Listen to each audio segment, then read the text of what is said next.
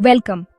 आज हम एक ऐसे स्किल के बारे में बात कर रहे हैं जो एक जान बचा सकता है, आर्टिफिशियल रेस्पिरेशन। जब कोई सांस लेना बंद कर देता है तो उसके शरीर को ऑक्सीजन नहीं मिलती। आर्टिफिशियल रेस्पिरेशन का मतलब है कि आप उनके लिए सांस लेते हैं, उन्हें तब तक जिंदा रखते हैं जब तक मदद नहीं आ जाती। यह एक सिंपल पावरफुल एक्ट है जो सचमुच किसी को जीवन की सांस देता है। हमारे दिमाग और शरीर को लगातार ऑक्सीजन की जरूरत होती है। इसके बिना सेल्स, खासकर दिमाग में, कुछ ही मिनटों में मरने लगती हैं। आर्टिफिशियल रेस्पिरेशन इस सप्लाई को फिर से शुरू करता है, फेफड़ों में हवा डालता है और जरूरी ऑर्गन्स को ऑक्सीजन पहुंचाता है। फेफड़ों को गुब्बारों की तरह सोचें। जब वे खाली होते हैं तो शरीर काम नहीं कर सकता। किसी के लिए सांस लेकर आप उन गुब्बारों को फुलाए रखते हैं।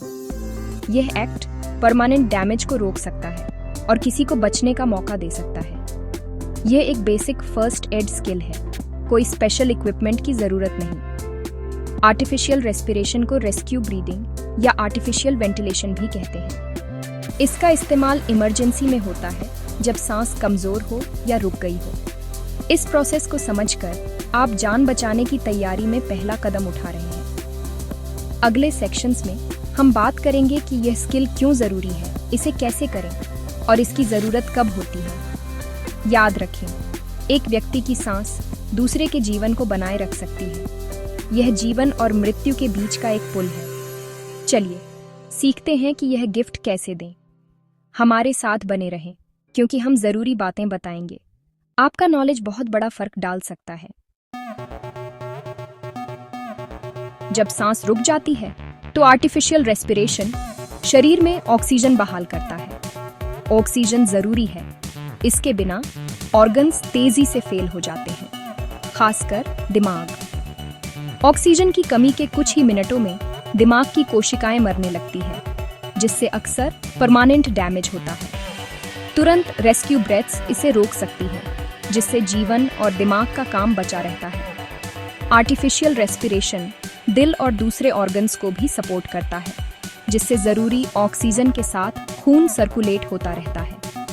डूबने या बिजली के झटके जैसी इमरजेंसी में रेस्क्यू ब्रेथ्स सांस को फिर से शुरू कर सकती है या मदद आने तक समय दे सकती है।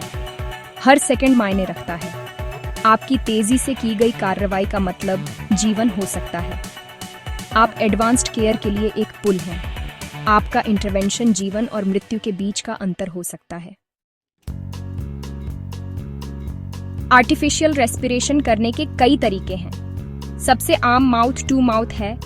अपने मुंह को उनके मुंह पर सील करें और हवा उनके फेफड़ों में भरें। अगर माउथ टू माउथ संभव नहीं है, चोट या जबड़ा बंद होने के कारण, तो माउथ टू नोज का इस्तेमाल करें। बच्चों के लिए आपका मुंह नाक और मुंह दोनों को कवर कर सकता है। प्रोफेशनल्स ज्यादा सटीक सपोर्ट के लिए बैग वॉल्व मास्क या मैकेनिकल वेंटिलेटर जैसे डिवाइसेस का इस्तेमाल कर सकते हैं।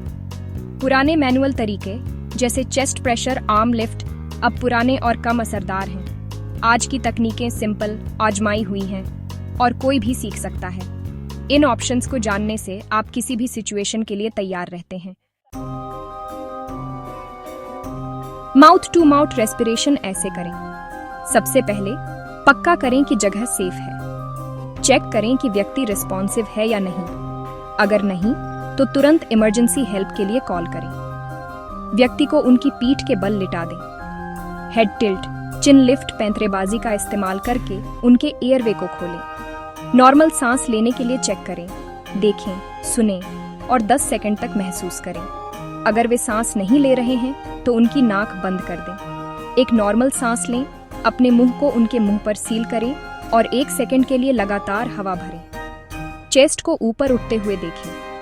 अपना मुंह हटाएं, चेस्ट को नीचे गिरने दें, फिर दूसरी सांस दें। अगर ट्रेनिंग ली है तो सीपीआर के हिस्से के रूप में चेस्ट कंप्रेशंस जारी रखें या निर्देशानुसार सांस देना जारी रखें। 2 असरदार सांसें बहुत बड़ा फर्क डाल सकती हैं। शांत रहें, तेजी से काम करें और हमेशा सेफ्टी को प्राथमिकता दें। आपकी कार्रवाई एक जान बचा सकती है। माउथ टू नोज एक ऑप्शन है जब माउथ टू माउथ संभव नहीं होता। जैसे मुंह की चोटों या जबड़े बंद होने पर। यह बच्चों के लिए भी उपयोगी है। पक्का करें कि एरिया सेफ है और रिस्पॉन्सिवनेस चेक करें। अगर रिस्पॉन्सिव नहीं है तो मदद के लिए कॉल करें।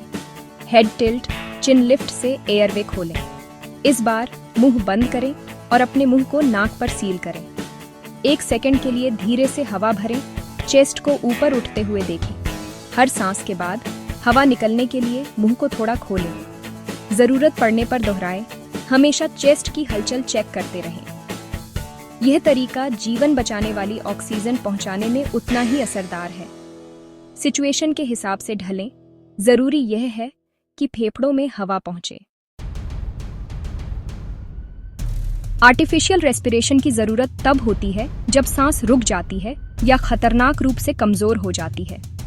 आम सिचुएशंस में डूबना, बिजली का झटका, सिर की चोटें, ड्रग ओवरडोज और स्ट्रोक शामिल हैं।